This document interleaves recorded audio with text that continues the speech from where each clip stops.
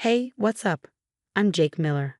Before I dive into the craziness that went down with my family, do me a solid, smash that like button and subscribe. Trust me, you're going to want to hear this. So I'm a 32-year-old dad living the American dream with my amazing wife, Sarah, and our little angel, Lily. We run our own coffee shop downtown, and life was pretty dang good. Sarah and I met in college, fell head over heels, and got married right after graduation. Her parents, Frank and Helen, seemed great at first, always smiling, bringing gifts for Lily, the whole 9 yards. Jake, my boy, how's business? Can't complain, Frank. We're doing all right.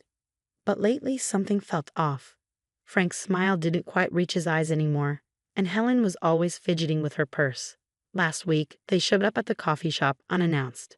Sarah, sweetie, can we talk to you for a minute? Helen's voice was sweet, but I could sense the desperation. I watched from behind the counter as they huddled in a corner booth. Sarah's expression went from confused to worried in no time. Later that night, Sarah told me what happened. They asked for money again, Jake. Said it was for car repairs. I sighed, running a hand through my hair. That's the third time this month. Something's not adding up. We'd already lent them a couple of grand, which they swore they'd pay back, but so far, nothing.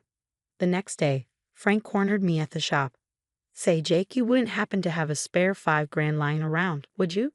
Just until next month. I've got a business opportunity. 5 grand, Frank? That's a lot of money. What's this opportunity exactly? He waved his hand dismissively. Oh, you know, stocks and stuff. It's complicated. Yeah, right? I wasn't born yesterday. Sorry, Frank. We're tight right now with the shop expansion and all. His face darkened for a split second before that fake smile returned. No worries, my boy. I understand completely. But as he left, I couldn't shake this uneasy feeling in my gut. Something was seriously wrong with Sarah's parents, and I had a hunch it was more than just money troubles. That night, I tried to talk to Sarah about it. Babe, don't you think your parents have been acting weird lately? What do you mean? All these requests for money, the vague excuses. I'm worried they might be in some kind of trouble. Sarah sighed. They're just going through a rough patch, Jake. They'll figure it out. But I wasn't so sure. The way Frank's eyes darted around. How Helen's hands shook when she thought no one was looking. Classic signs of people in deep trouble.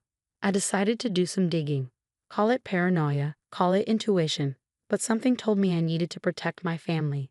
And if that meant uncovering whatever skeletons Frank and Helen had in their closet, so be it. Little did I know, I was about to uncover a nightmare that would turn our whole world upside down. But hey, that's what you do for family, right?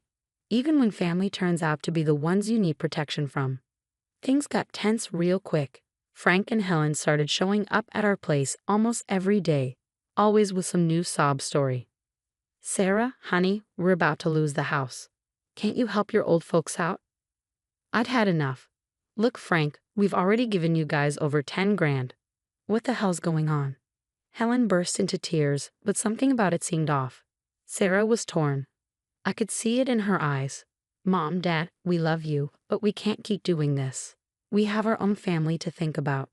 Frank's face turned red. So that's it? You're just going to let your parents end up on the street. I stepped in. Nobody's ending up on the street, but we need to know what's really going on here. They stormed out, slamming the door behind them. Sarah was a mess. Jake, what if they really are in trouble? I hugged her tight. We'll figure it out, babe.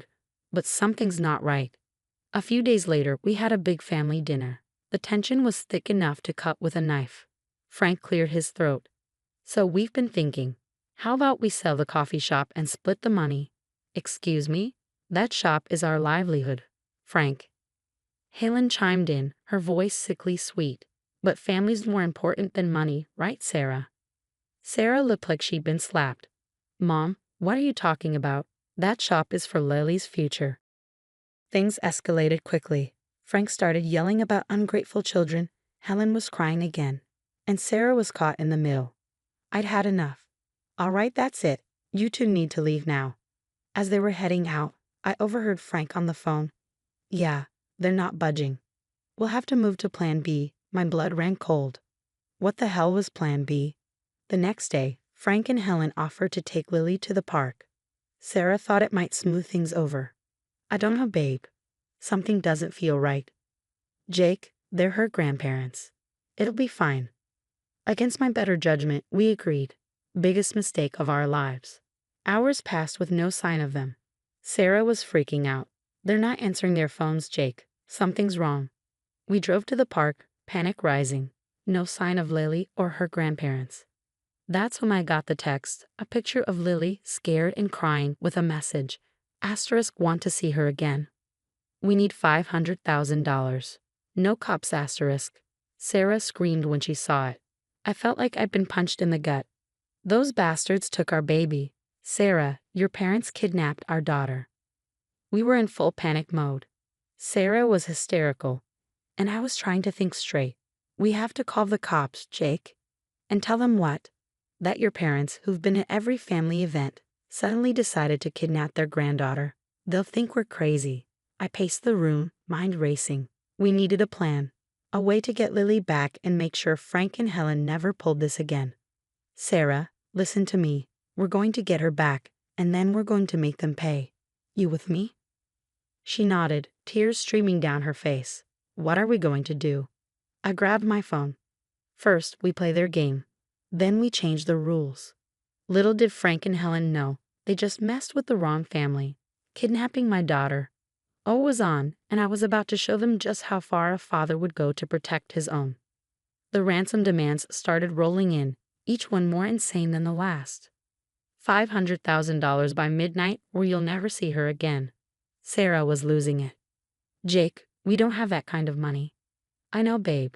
We're going to figure this out. We tried going to the cops, but that was a joke. So you're telling me your in-laws with no criminal record suddenly decided to kidnap their granddaughter? Come on, sir. I lost it. Listen, you donut-munching idiot, my daughter is missing.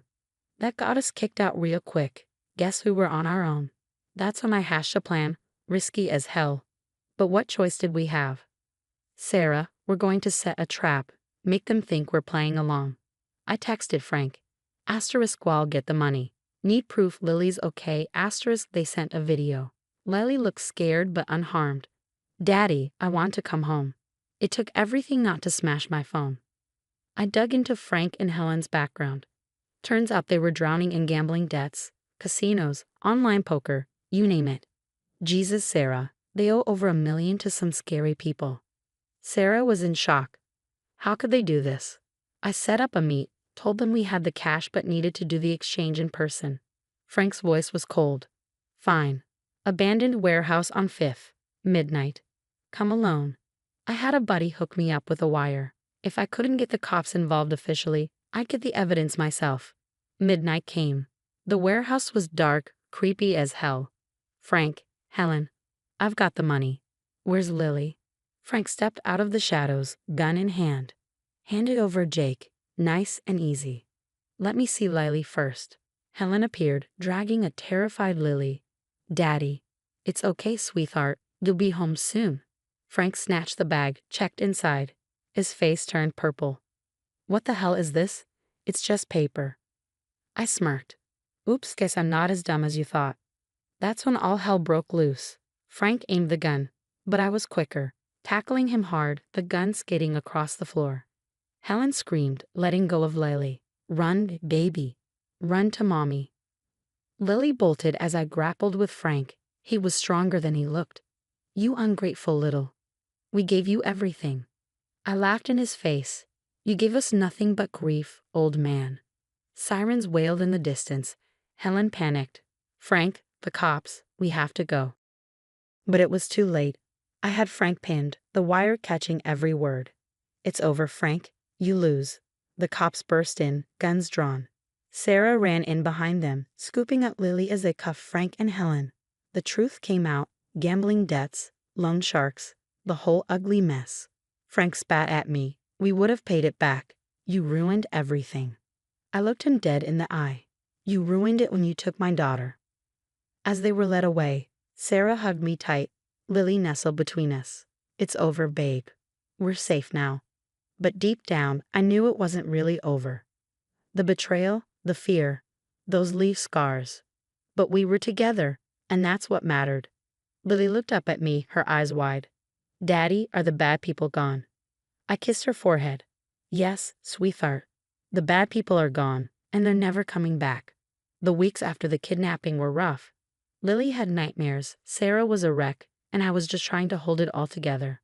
We were sitting in the living room when the news hit.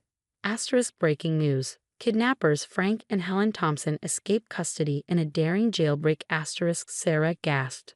Oh God, Jake, they're coming for us. I grabbed my phone, ready to call the cops, when another update flashed across the screen. Asterisk update, fugitives involved in high-speed chase crash on Highway 101. Both suspects critically injured. Asterisk, it was like the air got sucked out of the room. Sarah's face was pale. They're hurt. I nodded, not sure how to feel.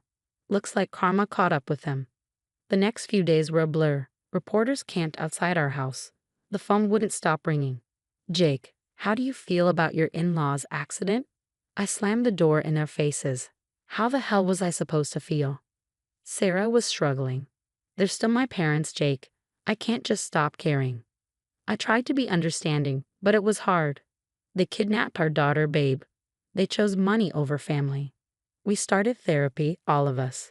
Lily would wake up crying, asking if the bad grandma and grandpa were coming back. No, sweetheart, they can't hurt us anymore. The community rallied around us. Customers at the coffee shop left huge tips, neighbors brought food. It helped, but the trust issues ran deep. We visited Frank and Helen in the hospital once. They were a mess. Frank was paralyzed. Helen had severe brain damage. Sarah broke down. Mom, Dad, how could you do this to us? They couldn't answer. Maybe that was for the best. As we left, I felt the weight lift. We don't owe them anything, Sarah. It's time to focus on us. One night, as we tucked Lily into bed, she asked, Daddy, are we safe now? I hugged her tight. Yeah, baby. We're safe. And I promise I'll always protect you. Sarah and I sat on the porch later, watching the stars. You know, Jake, I never thought I'd say this, but I'm glad they're out of our lives. Me too, babe.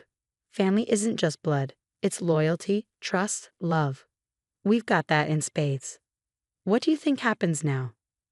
I smiled. Now we live. We love. We stay strong. And we never, ever let anyone mess with our family again. As we sat there, I thought about everything we'd been through, the betrayal, the fear, the fight to get our daughter back. It changed us, sure, but it also made us stronger. Frank and Helen, they got what was coming to them. Karma's a bitch and she doesn't play favorites. Me, I learned that sometimes the hardest battles are the ones closest to home. But I also learned that when you've got real love, real family, there's nothing you can't overcome. So here we are, new names, new home, same unbreakable bond. Lily's growing up strong, Sarah's smile is back, and me? I'm just grateful for every day, every moment, every chance to be the family we were meant to be. Life ain't perfect, but it's ours, and nobody, is ever going to threaten that again. That's a wrap on Jake's intense family drama. Now here's a question for you. If your own parents committed a serious crime against your child, could you ever forgive them? Or would you cut them out of your life completely, no matter what? Drop your thoughts in the comments. This isn't an easy one, but that's the point. Let's get a real conversation going. If this story hit close to home or got you thinking, smash that like button and subscribe to the channel. We've got more raw, real-life stories coming your way. Your support keeps these hard-hitting narratives flowing. Stay tuned and let's keep exploring the dark corners of family dynamics together. Hey everyone, I'm Megan. Before I dive into my story, please make sure to like and subscribe for more tales. Growing up, I always felt like I was living in the shadow of my sister Lily. No matter how hard I studied, how many trophies I brought home, or how much I accomplished, it was like I was invisible. Lily was the star, the golden child, and our parents never let me forget it. Even in high school, where I was at the top of my class and captain of the track team, you'd think I'd get some recognition, right? Wrong. Every dinner conversation revolved around Lily's latest bakery projects or her weekend plans. If I dared to share something about my day, I'd get a patronizing, "That's nice, Megan," before the conversation would snap right back to Lily. It wasn't just annoying. It hurt deeply. To cope, I threw myself into my studies and focused solely on my own life. When the time came, I landed a full-ride scholarship to college. My best friend's dad, seeing how things were at home, offered to help with any additional expenses. Honestly, he's been more of a father to me than my own ever was. One day, while I was packing for college, my mom came into my room with that look on her face, the one she gets when she wants something. "Megan, we need to talk," she said, sitting down on the edge of my bed. "What is it?" I asked, keeping my eyes on my packing. "It's about Lily," she started. "Her bakery isn't doing well, and we've had to take some financial risks to keep it afloat." I zipped up my suitcase and faced her. "What does that have to do with me?" "We've taken out a third mortgage on the house," she confessed, "and we're struggling to make ends meet. We need you to reconsider your scholarship, maybe stay home and help out with the family business." I couldn't believe what I was hearing. All these years they hadn't invested a dime in my future, but now they expected me to give up my dreams for Lily? "No," I said firmly. "I've worked too hard for this. I'm going to college." The conversation that followed was a blur of shouting and tears. My dad called me selfish, and Lily accused me of trying to ruin her life, but I stood my ground. Moving day finally came, and as I loaded up my car, I felt a weight lift off my shoulders. I was finally getting out, starting my own life on my terms. As I drove off, I didn't look back. I knew the road ahead would be tough, but for the first time it was mine to shape. One chilly autumn evening, I was in my dorm room, halfway through a sociology essay when my phone rang. The screen flashed my mom's name, and a knot formed in my stomach. I hadn't spoken to my parents since I left home, and I wasn't eager to start now, but curiosity got the better of me, and I answered. "Hello." "Megan, we need to talk." Mom's voice was strained, heavier than usual. "It's about the family." I paused, taking a deep breath to steady myself. "What's going on?" "It's your sister's business. It's failing, Megan. We've tried everything. It's just not working. We're in trouble." I felt a twinge of sympathy for Lily, but it was quickly overshadowed by apprehension about what they might ask of me. "I'm sorry to hear that, but I don't see how." "We took out a third mortgage to keep the bakery afloat." She cut in, her voice desperate. "We're drowning in debt, and we need your help." The words hit me like a ton of bricks. Not only had they jeopardized their financial stability for Lily, but now they expected me to bail them out. "What exactly are you asking me to do?" I asked, though I already knew the answer. "We need you to come home," Mom said plainly. "Put off school for a while. Help manage the finances and the bakery. We can't do this without you." The request was ludicrous. They wanted me to give up everything I had worked for, everything I had escaped from, to save them from decisions I had no part in. Anger flared up inside me, but I kept my voice calm. "No, Mom, I won't do that. I'm not leaving school."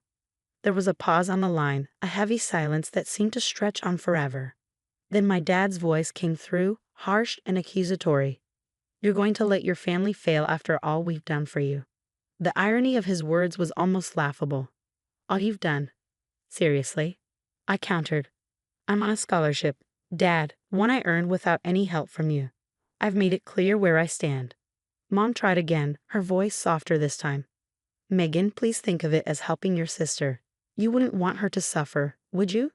But I was done being manipulated. Lily needs to sort out her own problems. I have my future to think about. "You're being incredibly selfish, Megan," Dad snapped. "You're a part of this family whether you like it or not." "I am," I replied, "but I'm not sacrificing my dreams for Lily's mistakes.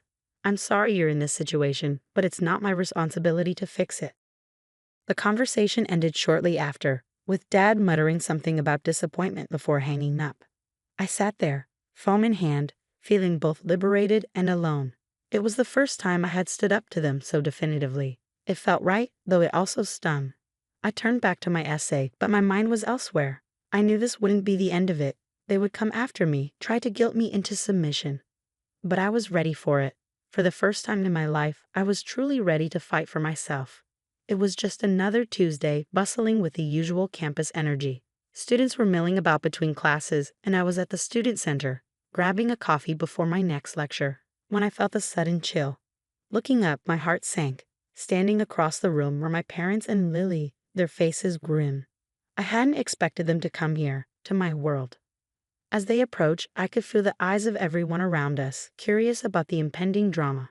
Mom was the first to speak, her voice loud enough to draw even more attention. "Megan, we need to talk now." Taking a deep breath, I stood my ground. We can talk, but I'm not changing my mind. Dad's face was red with frustration. You're really going to embarrass us like this in front of everyone? It seems you're doing a fine job of that yourselves, I replied, my voice steady despite my racing heart. Lily then stepped in, her tone mocking. Look at Megan, everyone, too good for her own family now that she's a college girl. I clenched my fists, fighting to keep my composure. This isn't about being too good, Lily. This is about me living my life, not cleaning up your messes. The conversation escalated quickly, voices rising. Mom pleaded, tears in her eyes. Megan, please, we're your family. You can't turn your back on us. You turned your back on me a long time ago, I shot back, when you decided that Lily's bakery was worth more than my future. Dad scoffed, shaking his head. You're just jealous. Jealous of Lily's success. Success? I laughed bitterly. Is that what you call bankruptcy and a third mortgage? Patrons of the student center were now openly staring, whispers circulating. The humiliation was palpable. But I couldn't let them win. I am not responsible for Lily's business failures. I am not responsible for your poor financial choices. I am only responsible for myself. Mom's voice cracked as she said, You're being selfish, Megan. When will you see that? No, Mom, I'm being sensible. You may not understand that, but I have to look out for my own future, because it's clear you won't. The argument reached a fever pitch, with Dad calling me a disappointment and Lily accusing me of ruining the family. As they stormed out, Dad threw down a crumpled bill on the table, not nearly enough to cover their order. It was just like them to leave a mess for me to clean up. As they left, the weight of their words hung heavy in the air. I felt the stares, the judgment from those who didn't understand. But among those looks, I saw others, nods of support from peers who respected my courage. I sat back down, my coffee untouched and cold, feeling both defeated and victorious. I knew then that standing up for myself would mean losing them. But perhaps that was the price of finally being free. As the chatter resumed around me, I realized this confrontation was a turning point. There was no going back, only forward. After the confrontation with my family at the student center, I felt emotionally raw and drained. Needing a change of scenery and some comfort, I headed to the one place I always felt welcomed. The little diner just off campus where I was a regular. The bell above the door jingled as I entered, a familiar and comforting sound. The warm, inviting smell of coffee and freshly baked pies enveloped me. This was my refuge, a place where I could just be Megan, not a pawn in my family's drama. As I slid into my usual booth, Jenny, one of the owners, noticed the distress on my face right away. She came over with a concerned look, a pot of coffee in hand. Hey Megan, rough day? She asked as she poured me a cup. I nodded, managing a small smile. You could say that. Jenny sat across from me, her expression sympathetic. Want to talk about it, or I can just sit here and listen. Taking a deep breath, I prepared to finally share my story with someone who truly cared. I recounted the entire ordeal, the unexpected visit from my parents and Lily, the heated argument, their harsh accusations, and how they left me feeling exposed and humiliated in front of my peers. As I spoke, Jenny's frown deepened, her eyes reflecting a growing indignation on my behalf. That's just not right, Megan, she said, her voice firm with conviction. You've always been kind and hardworking. You don't deserve any of this. At that moment, Tom, Jenny's husband and co-owner of the diner, joined us with a plate of my favorite chocolate chip cookies. He'd overheard a bit of our conversation and slid the plate in front of me. You know, kid, he began, blood isn't always family. Sometimes family is the people who stand by you when the storm hits.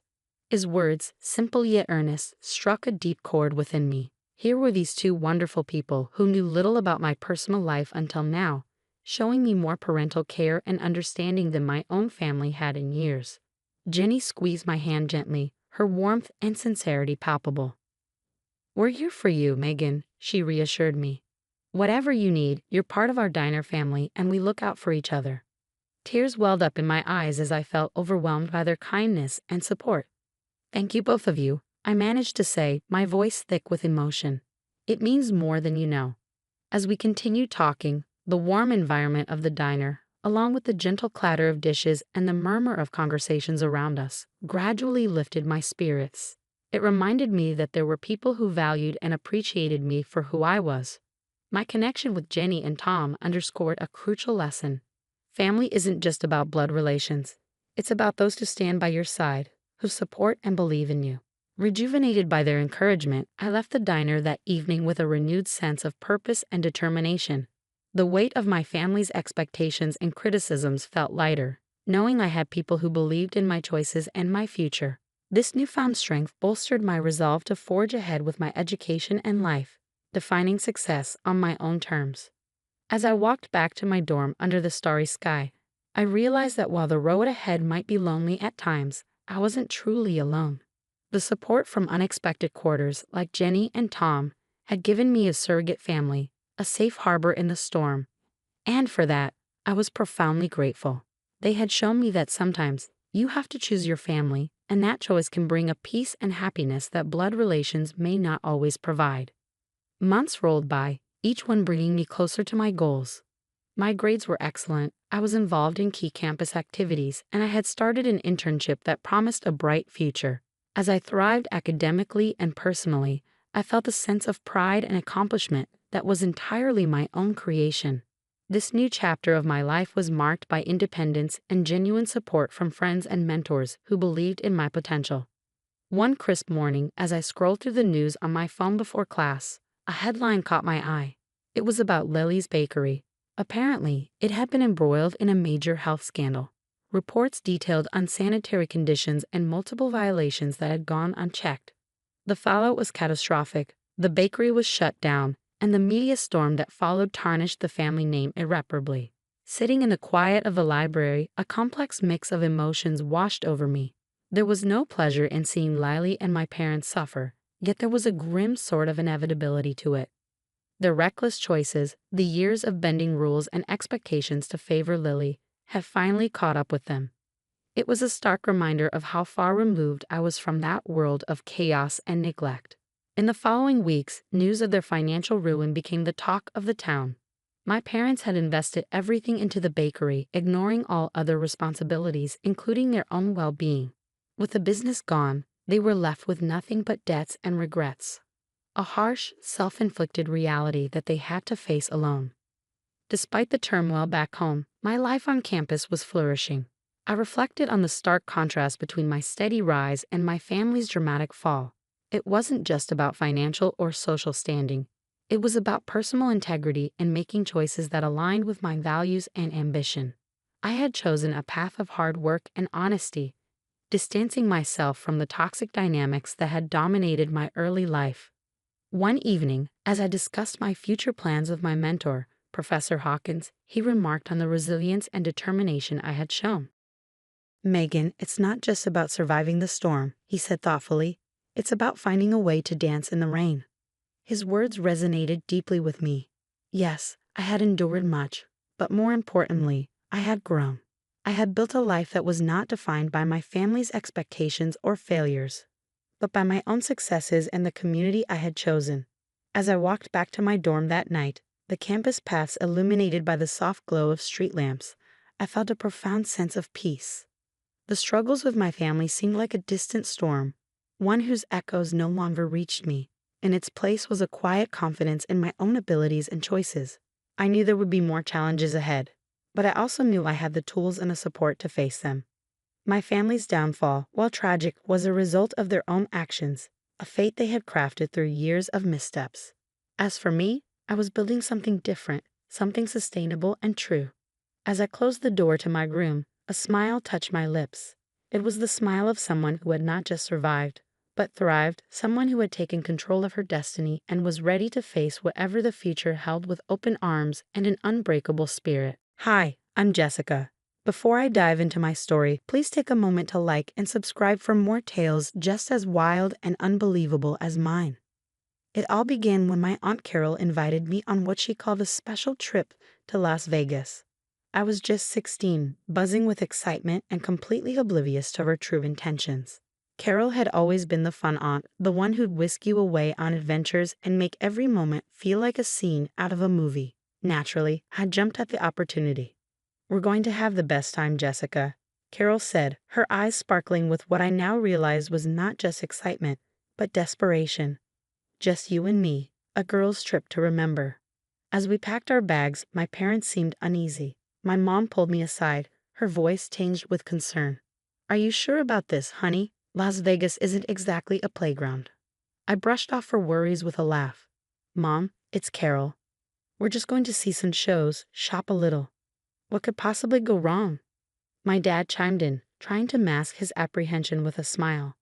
"Just keep your phone on Jessica and call us every day, okay?" Nodding, I hugged them, filled with naive anticipation. Carol watched this exchange with a tight smile, her mind clearly miles away from parental warnings.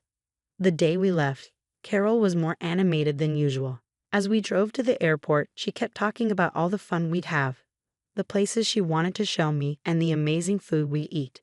I was completely caught up in her enthusiasm, missing the strained undertones in her voice. "First thing we do is hit the Strip. You're going to love it, Jessica. The lights, the people, it's another world." Sitting in the passenger seat, I nodded, my thoughts already wandering to the busy streets of Las Vegas. But beneath all the excitement, I couldn't shake the slight anxiety my parents' words had planted in my heart. Little did I know, their instincts were right to worry. That night at our hotel, I noticed Carol was on the phone a lot, whispering in corners and quickly hanging up whenever I approached. Curiosity finally got the better of me, and I asked her about it during dinner. "Who keeps calling? Aunt Carol?" She waved my question away with a nervous laugh. "Oh, just confirming our plans here, making sure everything is perfect for us." Her evasive answer did little to ease the unsettling feeling growing inside me, but I pushed those doubts aside, telling myself it was just jitters about being in a new city. If only I had listened to that inner voice warning me of the storm that was about to break. Walking through the vibrant buzz of Las Vegas, I was riding a high of lights and sounds, completely oblivious to the schemes unfolding behind Carol's enthusiastic facade. Our hotel was opulent, the kind of place where dreams are made, not shattered. But my dream was about to crack wide open. "Let's check out some venues tomorrow, Jessica. It'll be fun," Carol said, her tone too chirpy, her smile a stretch too wide. Nodding along, I felt unease nudge me again. Something was off. Her excitement seemed forced, like she was playing a part. That night, as Carol slipped out to meet an old friend, curiosity got the better of me. I decided to explore our suite a bit. That's when I found it, an envelope casually tucked away in her suitcase. Inside, my hands trembled as they pulled out a marriage certificate and a fake ID with my face, my name. But the wrong age, 18. I stared in disbelief as the room spun and the pieces clicked together. "No, this can't be right," I muttered to myself, heart pounding. Just then, I heard Carol's voice from the balcony, her words slicing through the night air. "Yes, everything's set for Friday. You have my word. Once it's done, we're square." Peeking through the curtains, I saw her pacing, phone to ear, while a shadowy figure below nodded from the darkness. But what if she doesn't agree? Carol's voice cracked with desperation. "Don't worry about Jessica. She won't even know what hit her until it's too late." My breath caught in my throat. I was the payment for what? Panic clawed at me as the reality of her betrayal sank in. I wanted to scream, to run, but I stood frozen, eavesdropping on my own life being bartered away. "You better keep your end of the deal, Carol," the man's voice threatened, "or it won't be just her you have to worry about." The threat was palpable. I had to act. I had to escape, slipping away from the balcony. I grabbed my phone, my fingers trembling as I dialed my parents. "Mom, Dad, you need to listen to me. Please, something's very wrong with this trip," I whispered, every word heavy with fear.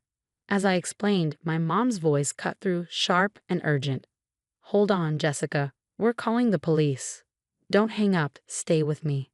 The minutes dragged on like hours as I poured out everything. The fake ID, the marriage plot, the menacing man below. My parents' voices, once soothing lullabies, were now lifelines pulling me back from the brink. "We're here with you, Jessica. Help is on the way. Just stay safe until they get there." Nodding to their voices, I realized this wasn't just a betrayal. It was a wake-up call. As I awaited rescue, hidden in the shadows of that lavish room, I understood that the bright lights of Las Vegas could blind you to the darker deals done in its alleys and suites. My trust had been gambled away by the one person I never suspected would fold. Now it was my turn to play a smarter game, to survive. The moment I ended the call with my parents, reality hit hard. I was alone in a city that felt like it chewed up secrets and spat them out as scandals. The walls of our lavish hotel room, once symbols of a dream vacation, now felt like the bars of a gilded cage. My heart raced as I scrambled to find a hiding spot. I rushed into the bathroom, my sanctuary, locking the door with shaky hands. "Think, Jessica, think," I murmured, trying to calm my racing thoughts. The sounds of Las Vegas buzzed faintly beyond the walls, oblivious to the nightmare unfolding in my room. Suddenly, a knock jolted me. "Jessica, sweetie, open up. Let's talk about this." Carol's voice, usually warm and inviting, now oozed with a chilling sweetness. "No way, Carol. I know everything. The police are coming," I shouted, my voice more confident than I felt as it echoed off the bathroom tiles. "Jessica, you're misunderstanding things. Let's discuss it like a family," she urged, her voice cracking with Fox concern, but the undercurrent of urgency betrayed her true intentions. I clutched my phone like a lifeline, texting my mom to keep her updated. The pounding started, fists against the door, as Carol's pleading turned to angry demands. "Open this door, or I'll break it down." "Stay away from me," my reply was a scream, every ounce of trust in Carol shattered by her deceit. The minutes stretched into an eternity, each second a tick of tension. Then, the distant sound of sirens gave me a sliver of hope. They grew louder, the wail of justice on its approach. The door shook under an onslaught of force as Carol and her accomplices tried to break through. "You're ruining everything, Jessica." Carol's voice was now shrill with panic. "Just hold on, sweetheart. The police are almost there." My dad's voice buzzed through the phone, a beacon in the chaos. Suddenly, the world outside the bathroom exploded into noise and activity, shouts, heavy footsteps, and the clear commands of law enforcement cutting through the frenzy. "Las Vegas police." Everyone step away from the door. The relief that washed over me was palpable. I barely managed to whisper a thank you, sliding down against the door as the locks clicked open from the outside. The sight of the officers was like the sunrise after the longest, darkest night. "We've got you, miss. You're safe now," one of the officers assured me as they handcuffed Carol and her cohorts. Their scheme was foiled, their faces masks of disbelief and defeat. As I stepped out of that bathroom, the hotel suite felt less like a cage and more like a battleground where I claimed victory. But it was a victory that left a bitter taste, the price of trust too high to ever gamble on blindly again. Back home, the familiarity of my room couldn't wash away the shadow that the incident in Las Vegas had cast over my life. My parents and I sat in a living room, a silent understanding passing between us. They were wrapped in their own cloak of guilt, having trusted Carol without question. "You did everything right, Jessica," my mom said, breaking the silence. Her voice trembled, reflecting the mix of relief and remorse that had taken residence in our home. "I know, Mom, but why didn't we see the signs?" My question hung in the air, heavy with the weight of betrayal. "We thought we knew her," my dad added quietly. "We were blinded by family ties. It's on us too, not just you." This admission didn't erase the events, but it started a slow process of healing. Recognizing the need for professional help, I began therapy. Each session delved deeper into the maze of my emotions, untangling the knots of fear and betrayal. In therapy, I learned to voice my feelings, a practice I took beyond the therapist's office. I reached out to local schools, sharing my story to caution others about the dangers lurking behind familiar faces and exciting offers. Remember, trust is something to be earned, not freely given, especially when something feels off. I told a room full of high school students, my voice steady though my hands still betrayed a slight tremor. After one such session, a girl approached me, her eyes holding a familiar confusion and fear. "How did you know something was wrong?" she asked, her voice barely a whisper. The signs were subtle, but they were there. "You have to listen to your gut feeling," I explained, hoping to empower her with awareness and the courage to question. These talks became my therapy too, transforming my pain into purpose. But it was during a community forum that the real weight of my experience hit home. A local journalist had come to cover the event, and his questions forced me to face the full extent of Carol's deception. "How do you feel about your aunt now?" he asked, his recorder in hand. Anger and sadness warred within me as I answered, betrayed but stronger. "She taught me that not all dangers come from strangers. Sometimes they're closer to home." His article painted a vivid picture of my ordeal, sparking conversations across the community about trust and vigilance. It wasn't just my battle anymore. It was a communal wake-up call. As I continued speaking out, I felt the shards of my shattered trust slowly forming a new resilient armor. No longer a victim, I was becoming an advocate, a voice for those who hadn't yet found theirs. The pain of the past was forging a path to a more vigilant, empowered future, not just for me, but for anyone who heard my story. 2 years have passed since the harrowing events in Las Vegas, but they've not faded into quiet memories. Instead, they fueled a fierce determination within me. Now, as a recognized advocate against human trafficking, I've channeled my trauma into a crusade for change, fighting tirelessly for laws that protect minors from exploitation.